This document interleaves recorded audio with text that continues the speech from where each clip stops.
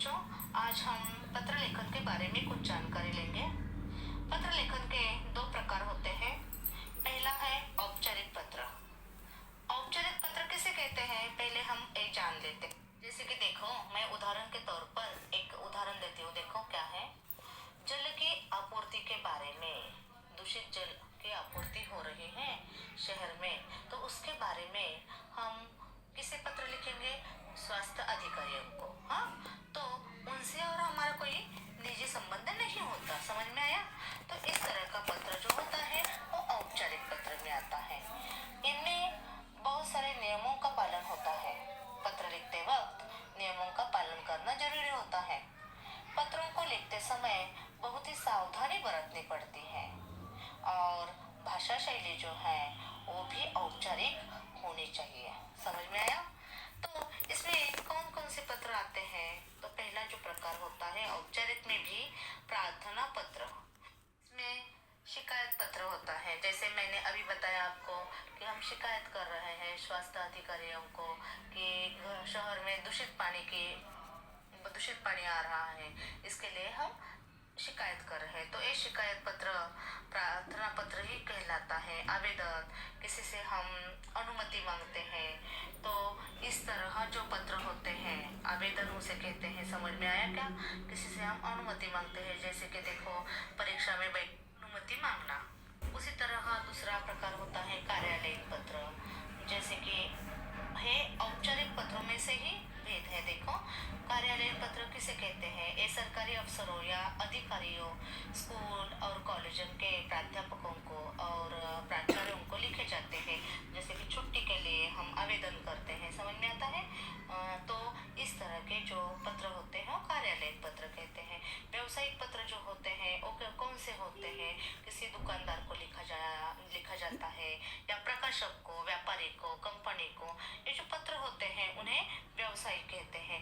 जैसे कुछ सामान खरीदना है हमें, है क्रीड़ांगन के, स्कूल के क्रीड़ांगन के लिए खरीदना है, कुछ किताबें खरीदने हैं, तो इस तरह के जो पत्र आते हैं वो व्यवसायिक पत्र कहलाते हैं। या किसी दुकानदार से हम कुछ सामान खरीदने के लिए जो भी पत्र लिखते हैं, या कंपनी को किसी लिखते हैं, तो उसे भी क्या कहते हैं? व्यवसायिक पत्र। समझ में आया?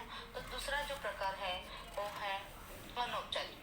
ये अनौपचारिक क्या होता है? तो देखो बच्चों, ये तो हमारा घरेलू पत्र ही कहते हैं इसे। ये पत्र लिखने वाले से गहरा संबंध होता है, जैसे कि वो हमारे कोई रिश्तेदार ही होता है। समझ में आता है क्या? कोई रिश्तेदार को लिखा हुआ पत्र होता है, जैसे चाचा चाची, माता पिता, ये जो रिश्तेदार हैं उनसे, मित्र सहेली, ये जो है वो अपने कहलाते हैं। उनको जो पत्र लिखा जाता है उसे अनौपचारिक पत्र कहते हैं। अब हम औपचारिक पत्र का प्रारूप देखेंगे। हाँ, तो पहला जो आता है वो है दिनांक।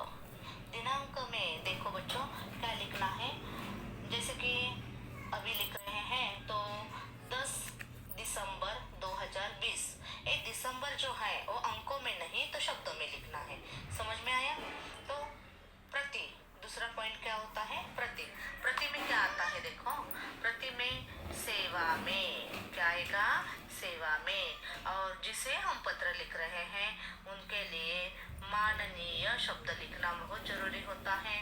जहाँ हम स्वास्थ्य अधिकारी हो या कोई, देखो जिस तरह कि किसी नगराध्यक्ष हो, जिसको भी हम माननीय ऐसा लिखकर उनका पता लिखना है। आपको पिन कोड जो है वो लिखना है। समझ में आता है? प्रति में। विषय में जो भी विषय दिया गया है उस विषय में, तो वो विषय एक ही वाक्य में लिखना है। जैसे कि देखो उदाहरण के तौर पर बताती हूँ मैं। अशुद्ध जल की आपूर्ति होने के संदर्भ में, हमने अभी देखा ना, मैंने कहा था ना, दूषित पानी, जल की आपूर्ति हो रही है यानी कि दूषित पानी आ रहा है, तो कैसा लिखना है? अशुद्ध जल की आपूर्ति होने के संदर्भ में, इस तरह लिखना है। उसके बाद आएगा महोदय। ये जो है एक क्रम से आएगा, वैसा ही आपको लिखना है। यहाँ संदर्भ जो है उसके बारे में लिखना जरूरी नहीं है। समझ में आया? नहीं लिखा तो भी चलता है। उसके बाद आता है आगे विषय विवेचन। विषय विवेचन में महोदय के बाद जो आपको लिखना है वो आप लिख सकते हैं। जैसे कि इसके लिए भी बहुत ही सोच समझकर आप वाक्य लिखेंगे। तो इस तरह आप उनको स्वास्थ्य अधिकारियों को लिखते हैं तो उनको बता दो कि कितने दिनों से अशुद्ध पानी आपके यहाँ आ रहा है और इसके संदर्भ में शिकायतें आपने की थी क्या इसके पहले, और कोई कार्रवाई हुई है क्या नहीं। तो इस तरह बातें आप लिखना है। उससे क्या हुआ है, भयंकर बीमारी कैसे फैल गई है आपके यहाँ, और इस तरह उन्हें आपकी जो समस्या है वो उन्हें बता दो। और वो जिस तरह के बहुत बार हमने ये शिकायत की है लेकिन अभी तक कोई आया नहीं, या हमारे जो नर्स है उन्हें आप उनको बताने की कोशिश करो। उसके बाद आएगा देखो भवदीय भवदीया। लड़की होगी तो वो वैसी लिखेगी जिस तरह ऊपर दिया है उसी तरह। देखो आगे भवदीय भवदीया, ये भवदीया जो है लड़कियों के लिए और भवदीय लड़कों के लिए लिखना है आपको। और यहाँ नाम लिखना है और फिर जो भी पता ऊपर दिया होता है वो पता लिखना है, ईमेल आईडी लिखनी है और इस तरह ईमेल आईडी भी आपको लिखनी है। यहाँ हस्ताक्षर जो दिया है वहाँ आपका नाम लिखो, फिर नाम पूरा नाम जो ऊपर दिया होता है, पता, ईमेल आईडी। औपचारिक पत्र के तौर पर हम यहाँ एक उदाहरण लेते हैं। जैसे कि देखो राज मेहरा 55-11 वाशी नवी मुंबई 402107 से व्यवस्थापक महालक्ष्मी औषधि भंडार कोपर खैरने नवी मुंबई 400709 को औषधि मंगवाने हेतु पत्र लिखता है। अभी क्या करना है, जैसे मैंने अभी बताया वैसा ही देखो दिनांक, आज के दिनांक लिख डालो। यहाँ मैंने बताया है अंक नहीं अक्षर। सेवा में अभी किसको लिखना है, यहाँ दिया होता है देखो माननीय, मैंने कहा है व्यवस्थापक लिखना ही है क्योंकि ए महालक्ष्मी औषधि भंडार कोपर खैरने नवी मुंबई को हम पत्र लिख रहा है। कौन लिख रहा है, राज मेहरा। ये बात पहले ध्यान में रखो कि कौन किसे खत लिख रहा है। अभी हमें औषधि मंगवानी है तो माननीय व्यवस्थापक जैसा यहाँ दिया है वैसा ही अल्प विराम देकर पूरा एड्रेस यहाँ आपको एक लाइन में लिखना है। समझ में आया। उसके बाद नवी मुंबई और इधर उसका पिन कोड दिया है, इधर दिया है इसलिए हमने उधर वैसा ही सब कुछ लिख डाला है। और एक बात, इधर आपने अगर ईमेल आईडी तैयार की तो भी चलेगी, नहीं लिखी तो भी चलेगी, ये भी बात ध्यान में रखो। उसके बाद एक लाइन छोड़ दो। उसके बाद देखो खत लिखने का बहुत ही आसान तरीका है, जो ऊपर दिया है वही एड्रेस हमने लिखा है। एक लाइन छोड़ के विषय, अभी बच्चों को ये भी बात सोचने की कोई ज़रूरत नहीं। ये देखो औषधि मंगवाने हेतु पत्र, ये जैसा का वैसा ही उधर मैंने लिख डाला है, औषधि मंगवाने हेतु पत्र। पत्र के बाद जो पूर्ण विराम होता है हिंदी का, वो डंडा देना बहुत ही ज़रूरी है, ये बात ध्यान में रखो। और यहाँ देखो अल्प विराम की ज़रूरत है। हाँ आगे देखो, उसके बाद फिर से एक लाइन छोड़ दो। उसके बाद फिर से एक लाइन छोड़ दो, महोदय। समझ में आता है, महोदय। उसके बाद क्या लिखना है, एक खुद देखो, मैं बताती हूँ आपको कैसा लिखना है। अभी आपको हमें औषधि मंगवानी है तो क्या लिखेंगे, मैं राज मेहरा आपके औषधालय का पुराना ग्राहक हूँ। पिछली बार मैंने आपसे जो दवाइयाँ मंगवाई थी वे काफ़ी लाभदायक सिद्ध हुई के बाद पूर्ण विराम दिया है, यहाँ अल्प विराम दिया है। इससे प्रभावित हो अल्प विराम आया, मैं इस बार भी कुछ दवाइयाँ मंगवाना चाहता हूँ। उनके नाम इस प्रकार हैं और डॉट डॉट दो। समझ में आता है कि देखो डॉट डॉट। कौन से नाम है? ये यादी जो है, ये जो लिस्ट है वो आपके समझ में आनी चाहिए। ये लिस्ट बहुत ही महत्वपूर्ण, कुछ औषधियों के नाम आपको पता होना चाहिए। और यहाँ देखो बच्चों, एक 3 नाम लिखे तो भी काफ़ी होता है, समझ में आता है। मैंने यहाँ 4 नाम दिए हैं। जैसे कि देखो, औषधि मंगवानी है तो कितनी औषधियाँ, 1 2 3 4 अनुक्रमांक होने चाहिए, औषधि का नाम होना चाहिए, और कितनी नग संख्या, ये तो बहुत ही महत्वपूर्ण होती है क्योंकि कितनी मात्रा में चाहिए, और वो वेट होता है ना उसका, तो वेट भी हमें जैसे कि देखो अश्वगंधा या वोलिनिक क्रीम जो है उसकी 200 ग्राम के 2 नग चाहिए, समझ में आता है क्या। इस तरह ये वज़न भी लिखने हैं, तो ये मैंने यहाँ 4 औषधियों के नाम, नग संख्या और वजन दिया है, समझ में आया। आगे देखो, हम देखो आपसे अनुरोध है कि उपरयुक्त सभी दवाइयों को शीघ्र भेजने की व्यवस्था करें। और हम उन्हें देखो क्या लिखते हैं, आशा करता हूँ कि आप दवाइयों पर उचित छूट भी प्रदान करें। यहाँ क्या करना है? आशा करता हूँ, क्योंकि वो राज मेहरा है, इसलिए देखो क्या लिखना है, आशा करता हूँ कि आप दवाइयों पर उचित छूट भी प्रदान करें। इसके बाद बहुत महत्वपूर्ण होता है भवदीय। मैंने देखा यहाँ क्या किया है, राज लिखा है पहले, ये लिखा तो भी चलेगा, नहीं लिखा तो भी चलेगा, नाम पता ये सब एक लाइन में आपका आना चाहिए। नाम राज मेहरा, पता जो है वो ऊपर दिया ही है बच्चों, इधर दिया है राज मेहरा 55-11 सेक्टर नंबर होता है, वैसा वाशी डॉट, ये जो कॉमा है वो कॉमा देना है आपको, अल्पविराम देना है, और नवी मुंबई 402107। और उसके बाद महत्वपूर्ण होता है ईमेल आईडी। ओ नीचे ईमेल आईडी आपको लिखनी ही लिखनी है। जैसे कि देखो अभी लास्ट में देखो यहाँ ईमेल आईडी आपको लिखनी है, यहाँ लिख डालो राज मेहरा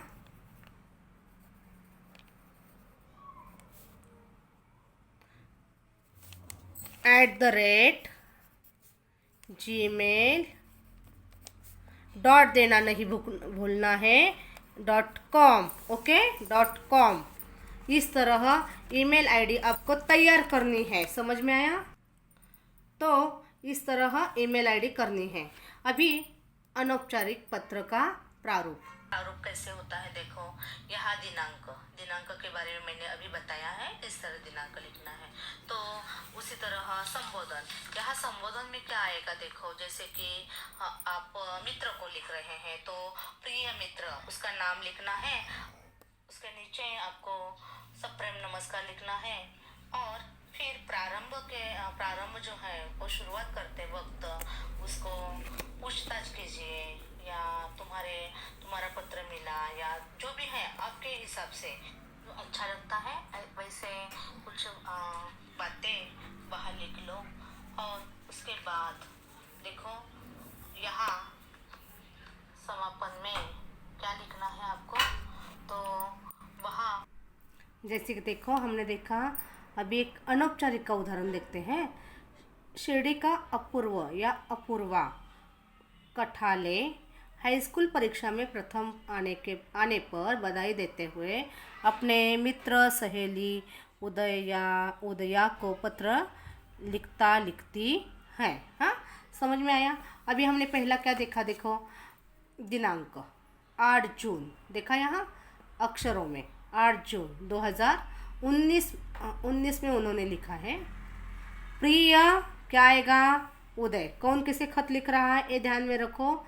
अपूर्वा प्रथम क्रमांक आने पर बधाई किसको दे रही है, यहाँ हम उदया को ऐसा देखते हैं, और अपूर्वा उदय को, समझ में आता है क्या।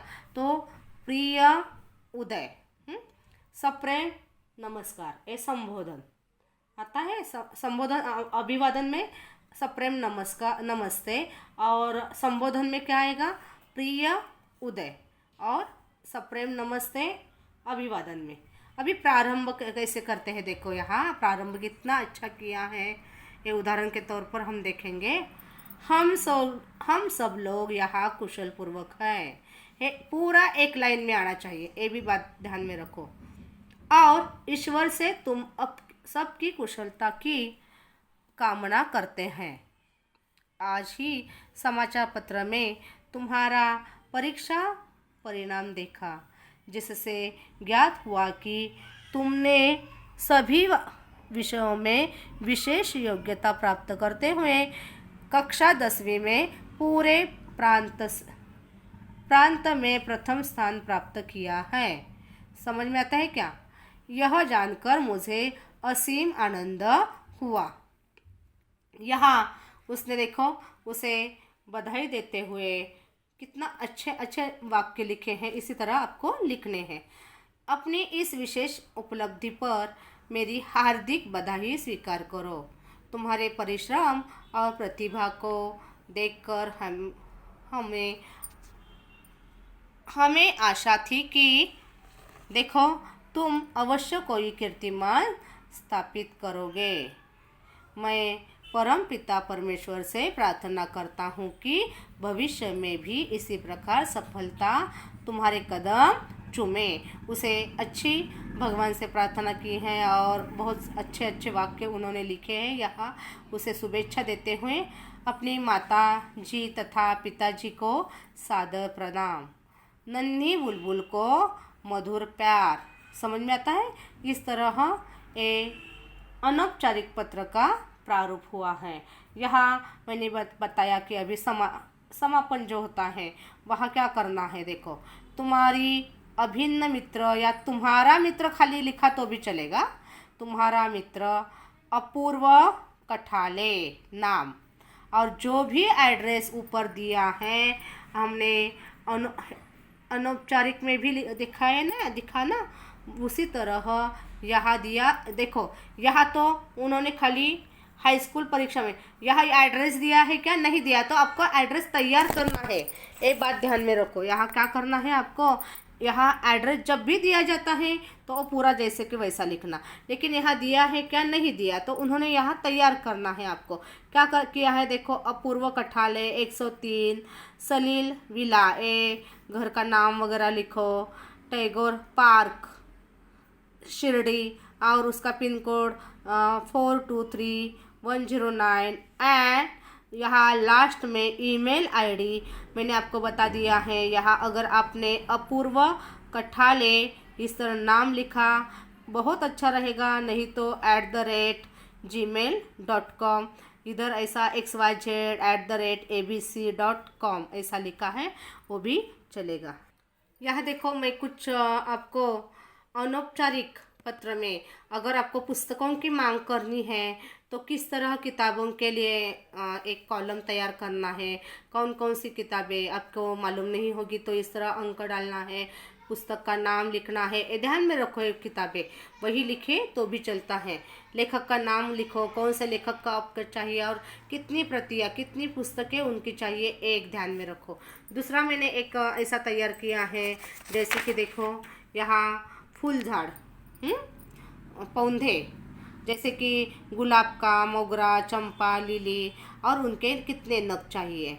नर्सरी को अगर आप खत लिख रहे हैं तो स्कूल के लिए कुछ पौधे मंगवाने हैं तो इस तरह आप एक कॉलम तैयार कर सकते हैं। वैसे ही देखो क्रीड़ा साहित्य में भी आप क्या क्या लिखोगे, जैसे देखो क्रमांक, क्रीड़ा साहित्याचे नाव, क्रीड़ा साहित्य का नाम ऐसा लिखो, क्रीड़ा साहित्य का नाम, कंपनी का नाम और नग कितने चाहिए। यहाँ भी 3-4 लिखे तो भी काफ़ी है। क्रिकेट किट किनका देखो कौन सी कंपनी का चाहिए वो भी नाम लिखना ज़रूरी है। तो इस तरह मैंने कुछ आपको इससे कुछ सहायता हो सकती है। अनौपचारिक पत्र है जो है उसे मांगनी पत्र कहते हैं, तो इससे आपको आसान रहेगा। समझ में आया? तो इस तरह आप खत लिखो, जो भी शंकाएं होगी वो मुझे भेज दो।